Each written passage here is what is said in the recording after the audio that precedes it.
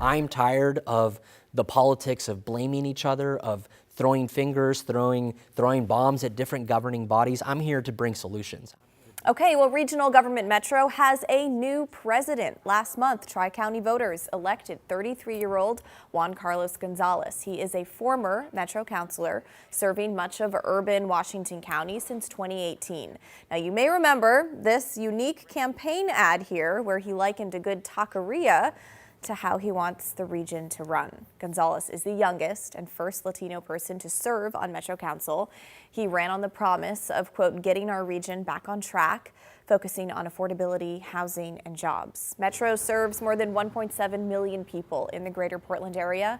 It helps fund affordable housing with that controversial homeless services tax, oversees transportation, land use planning, waste management, parks, natural areas, and the Oregon Zoo, convention and art center, so it does a lot of things. I sat down with Gonzalez today in his first TV interview since the election. Here's part of what he told me. Let's talk about Metro. Metro affects nearly every resident in the Portland region, yet many people don't really know what Metro does.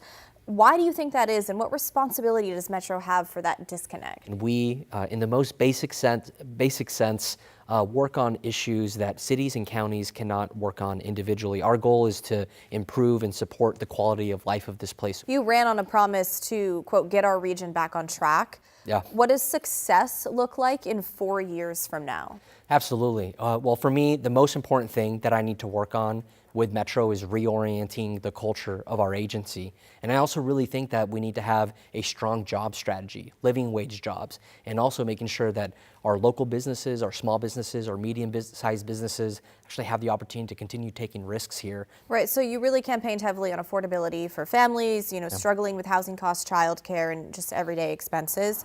What can Metro realistically do to make life more affordable for those families? Yeah, well, the most important thing that we've been doing in housing affordability is in 2018, voters passed an affordable housing bond.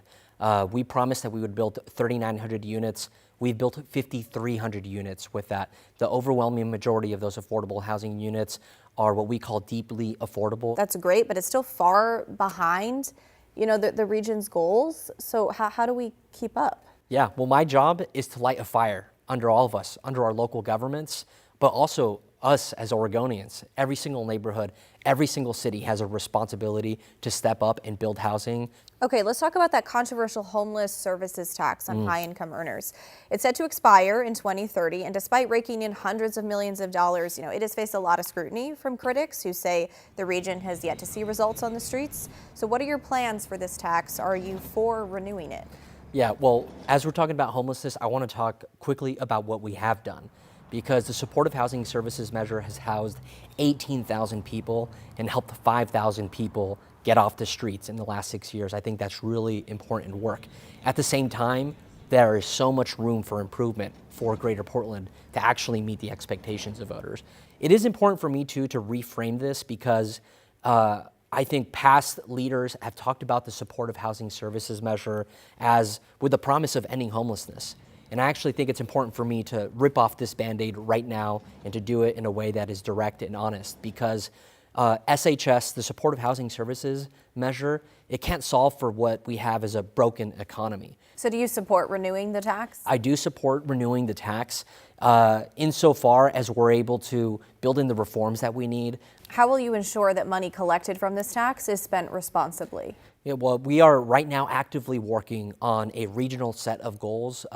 The way the supportive housing services measure is set up is the money goes individually to the 3 counties. Making sure Multnomah County spends the money efficiently, responsibly, and holding Multnomah County specifically accountable, that's been a struggle for Metro in the past.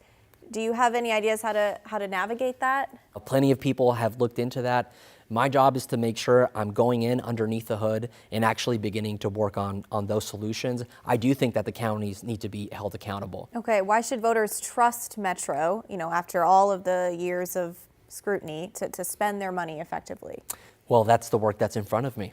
At 33 years old, you're the youngest Metro president and the first Latino person elected to the role. Yeah. How does that perspective shape the way you plan to lead? Well, I see myself as a new generation of leaders that want to make make great things happen in the city. Like I talked to you, I'm a new dad, so I'm looking at the world through this lens of what's my daughter going to inherit?